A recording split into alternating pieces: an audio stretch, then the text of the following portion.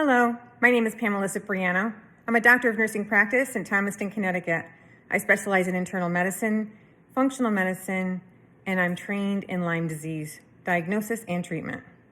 I went through training with Dr. Richard Horowitz, and my preceptorship was done with him as well. I'm a member of ILADS, the International Lyme and Associated Disease Society. My second meeting, I took a quick poll to find out how did other providers get involved with Lyme disease. And the vast majority got involved with Lyme disease for the same reason that I did. A family member was suffering with very vague symptoms, and none of the providers that we had gone to can find a cure or even a diagnosis of what was going on. And each one of these patients was told that all their symptoms were in their head.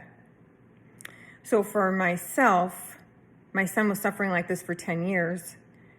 After 10 years, I found one research article that described his very vague symptoms, and I contacted the researcher who referred me to ILADS, and that's how I got involved with Lyme disease.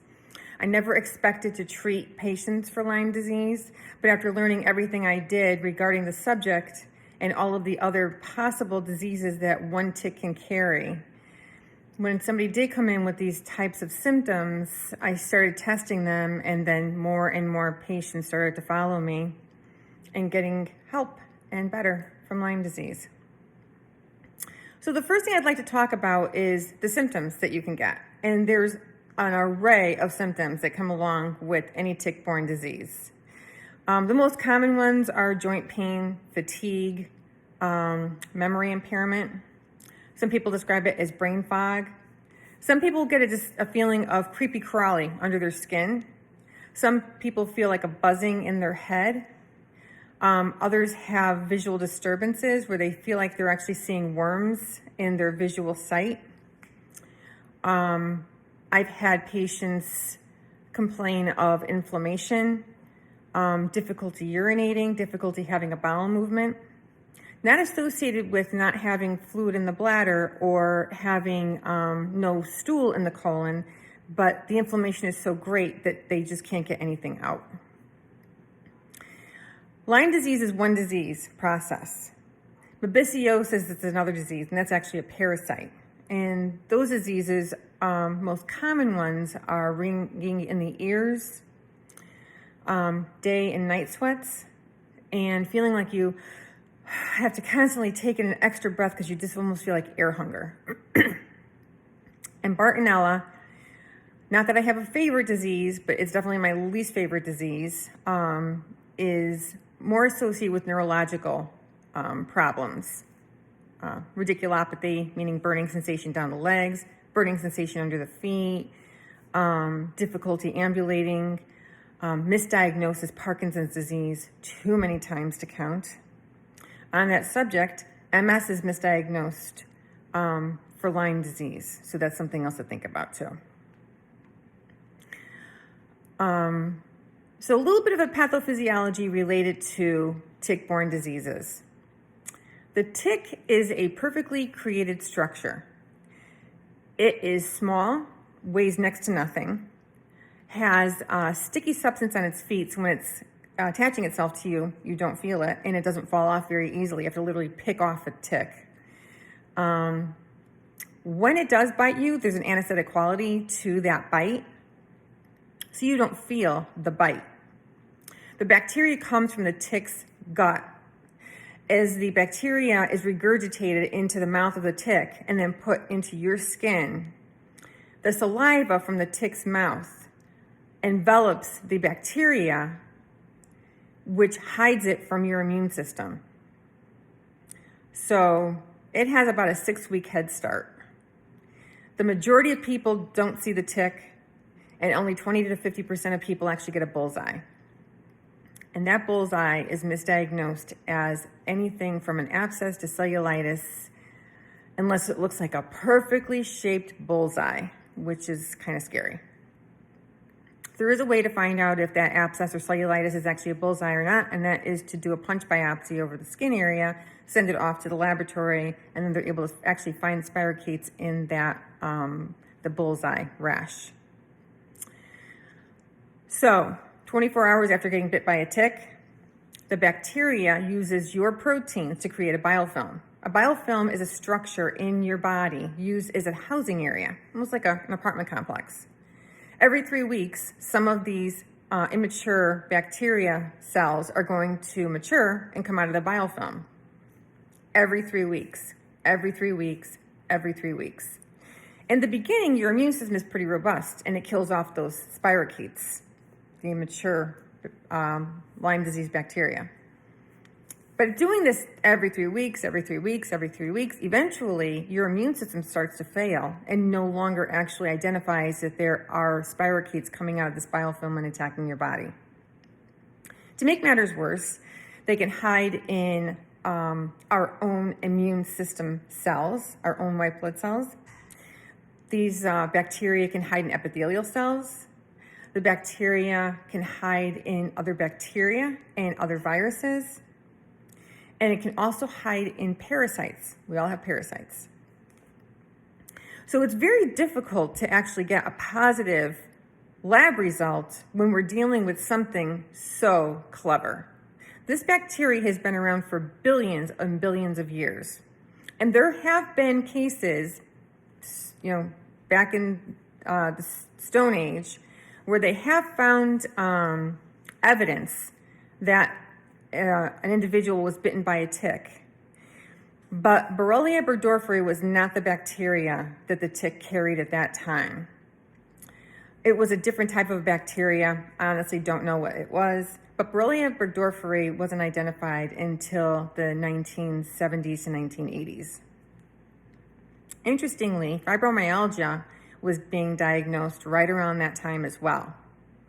Interesting even more is that with fibromyalgia, you have some type of event that occurs prior to the symptoms presenting themselves. So, something that drops the immune system, whether it's a trauma, an illness of a loved one, an illness of yourself, surgery, car accident, anything like that. Fibromyalgia is diagnosed by exclusion, meaning you're tested for pretty much anything that could be causing this pain and fatigue, and when everything's negative, you're going to have fibromyalgia. It's not my kind of way of diagnosing things. What I have found is people who are diagnosed with fibromyalgia and come to my office and get tested properly are diagnosed with Lyme disease or another tick-borne disease.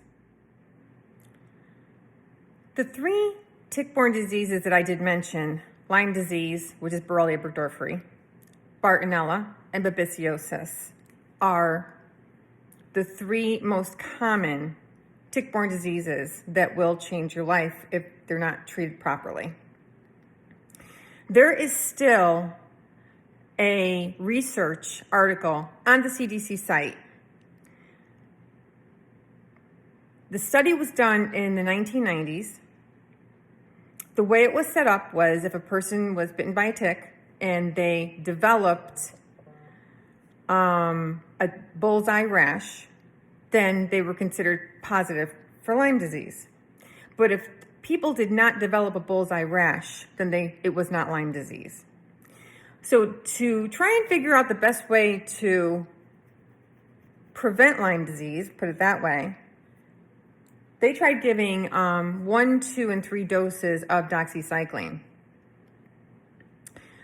Well, we know now that the majority of people don't get a bullseye rash. So when they were doing this study, if you got the treatment of the 1, 2, or 3 doses of doxycycline and did not get a bullseye rash, they made it as though the doxycycline worked and you didn't get Lyme disease. Well, that doesn't work. I have sent in letters to the CDC. I know a number of other physicians who have sent in letters to the CDC, and they have yet to take it down. That is a huge problem because if you go to the walk-in center or the emergency department or many primary care providers, you're going to get 1, 2, or 3 doses of doxycycline, and you are not going to get better. And it's not going to prevent you from getting Lyme disease or any of the other disease processes. So some people know they were bitten by a tick when they were a child, and then all of a sudden, out of nowhere, symptoms start. That's the most common thing that I see. And it's mostly, like I said, your immune system is so robust that when you do get bitten, your immune system is able to take care of those spirochetes that come out every 3 weeks. You're not really having any symptoms, nothing really is going on, and then all of a sudden, something happens. You were in a car accident. Somebody in your family is very ill or died, God forbid. Or something happened to you, maybe surgery. And then all the symptoms we just talked about come to fruition, and out of nowhere, you are so sick, you can't get better, you're getting worse, you can't figure out what's going on. You go to your primary care doctor, they do a Lyme screen. A Lyme screen is a 2-step analysis, and it is a CDC guidelines where you screen for Lyme disease. And if that screen is negative, then you do not get tested for Lyme disease. That screen is called the ELISA, and that's about 50% accurate. 50% accurate. Why would I order a screen that's 50% accurate and then put your life on the line? So if that came back negative, you're not going to get tested for Lyme disease. So I don't do the ELISA. I don't see any sense in it. What I will do is the second part. I want to see the bands. I want to see the IgG and the IgM bands because there are specific bands that are related to Lyme disease. And those are the things that your immune system will pick up. The best way to get tested, however, is through a company called Igenex. It's out in California. The only insurance company who is currently credentialed with them is Medicare. Now, insurance companies in general follow the lead with Medicare. So if Medicare does something, then the insurance companies do the same thing. They have not credentialed with Igenex to this date. Igenex does not follow CDC guidelines. Igenex tests your blood to see which bands are positive. Positive is positive. So when you do decide that you do want to find out what type of disease process you have, my recommendation is to go on the ILADS site, International Lyme and Associated Disease Society, and put in a search for what type of a provider you'd like. Do you want someone who does functional medicine? Do you want a naturopath? Would you rather a neurologist? Would you rather somebody who practices internal medicine? Do you want a nurse practitioner? Do you want a physician? Do you want a physician's assistant? There's so many of us that are affiliated with the International Lyme and Associated Disease Society. We meet at least once a year for a national meeting. There's meetings going on throughout the country constantly. We're on a listserv through Google, and we're able to exchange information throughout the day, 24 hours a day, 7 days a week, 365 days a year. These are all doctors who are experienced in treating Lyme disease. And when you have someone who's new, doesn't really know what they're doing at that point, it was me. I would put a question out there and ask the people who've been doing this a lot longer than I have to find out, how do I help this patient?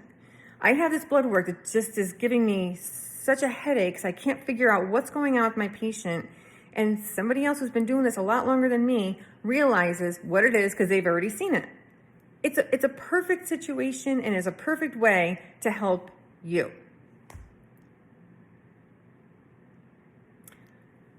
Few tidbits of information that are going to be extremely important for you to know, because not everyone is up on the research, regardless of who you see.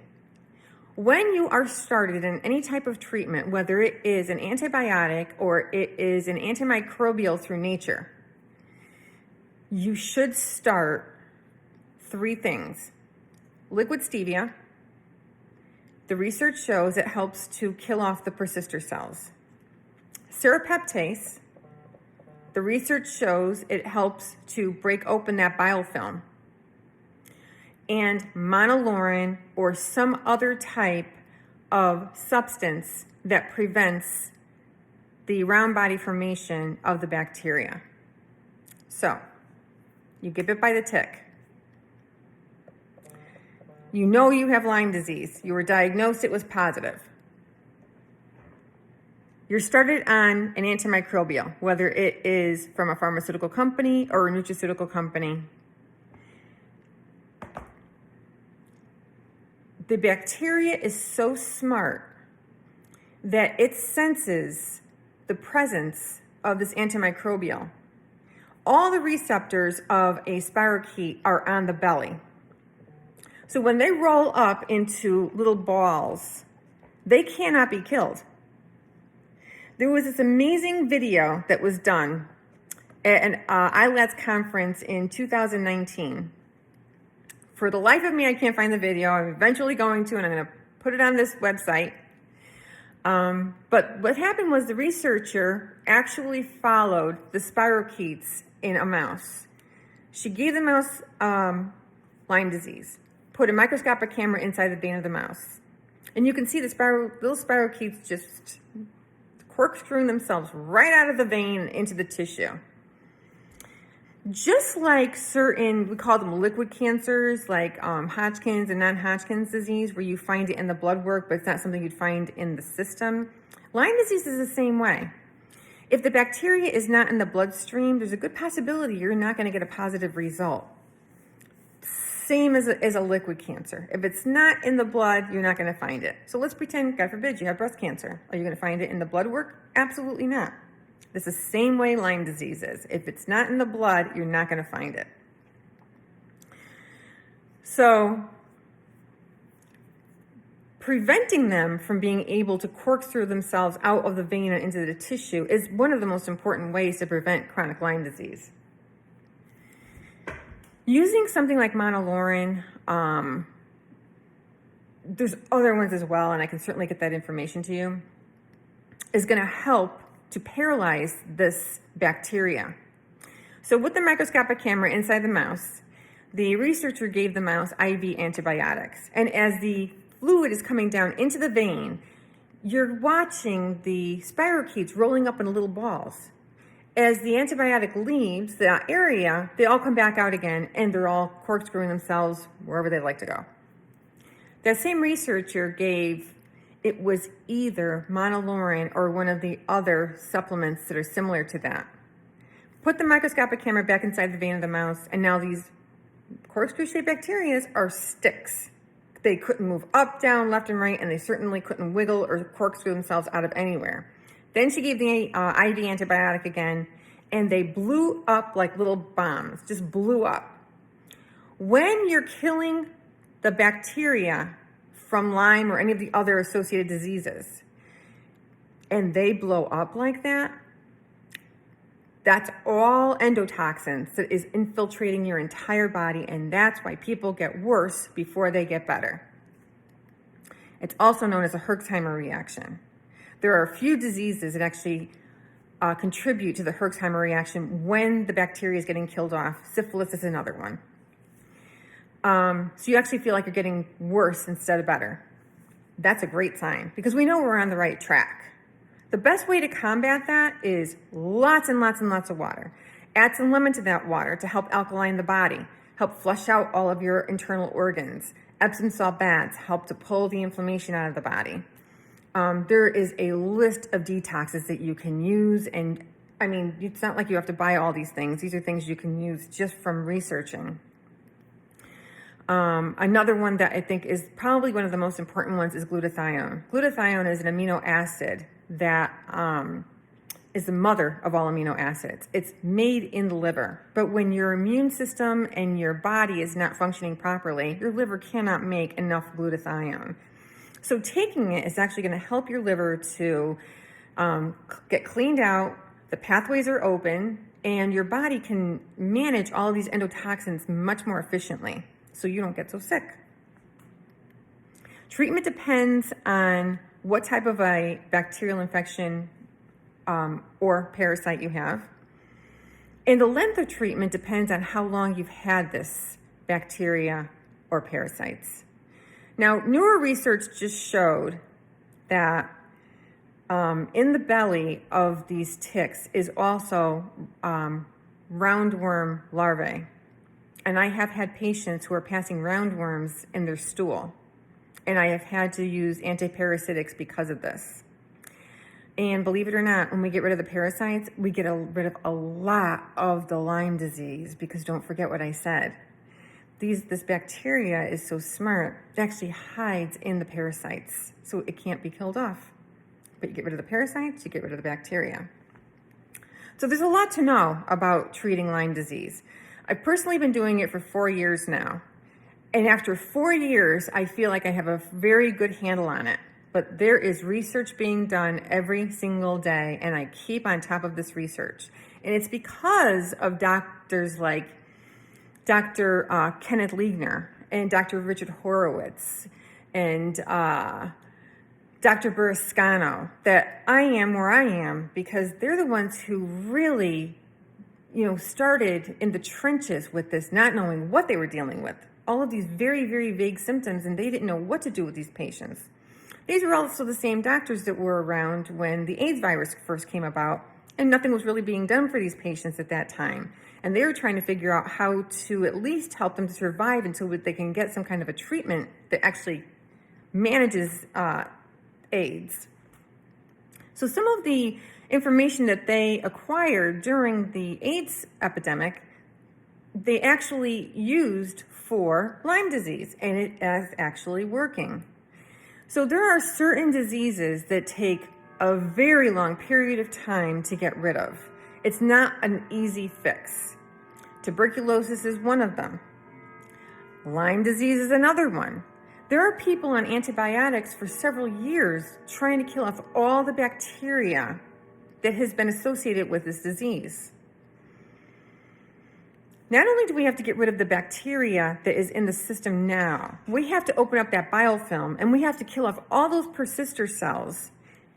And we have to try and even sometimes wait until those round body formation come back into a spirochete shape to kill them off. So it's not an easy fix. There's no easy way to kill off tick-borne diseases. However, going to a provider, especially someone who is associated with ILADS, or the International Lyme and Associated Disease Society, we're very knowledgeable on this subject because we are surrounded by colleagues who are doing more and more research. Currently, my research is on IV vitamins. Right now, I have found that IV vitamin C has been a game changer for people. The more research I did, the more I realized why it's occurring. So vitamin C intravenously at very high doses that cannot be taken orally helps regrow connective tissue. That's one thing the bacteria does. It eats away at connective tissue. It also helps to get rid of inflammation. Many of the symptoms you experience with Lyme disease or the other associated diseases is because of the inflammation. And it boosts your immune system. Vitamin C, that's a normal thing that vitamin C does. It boosts the immune system. So I'm having a lot of luck with this. It's going to take a little bit of time for me to get my research out, but I'm hoping it's going to help so many other people. Really trying to find a way to help people and not use so many antibiotics. And that's where my goal is. My goal is, if we need antibiotics, use them for the least amount duration possible, and then switch over to natural antimicrobials that come from the ground. Dr. Stephen Bruner has several books out on natural antimicrobials, including treatments for Lyme disease and treatments for other associated diseases aside from Lyme disease, the Bartonella, babesiosis, tularemia, brucella. There's so many of them. There's also Dr. Zhang. There's a Zhang protocol that uses all natural antimicrobials. So if you're afraid to start on antibiotics, you're afraid of how you're going to feel with the treatment, start somewhere. Find someone who will work with you. the majority of Lyme doctors are very open to suggestion because we really know how to listen to our patients, and we really know how to not only help them, but we're not black and white. There is no absolutes in medicine at all. But there's a lot of providers who just feel like, well, I didn't learn about it when I was at my last AMA meeting, so if I didn't learn about it, it doesn't exist. The CDC says it doesn't exist, it doesn't exist. I hate to say I think I was that person years ago until life kind of slapped me in the face when my son developed Lyme disease. And I'm not that person anymore. I realize there is so many gray areas in life in general, never mind in the medical profession. And if you're not open enough to actually get out there and learn how to help someone by maybe looking at another type of research. So medical looks at medical research.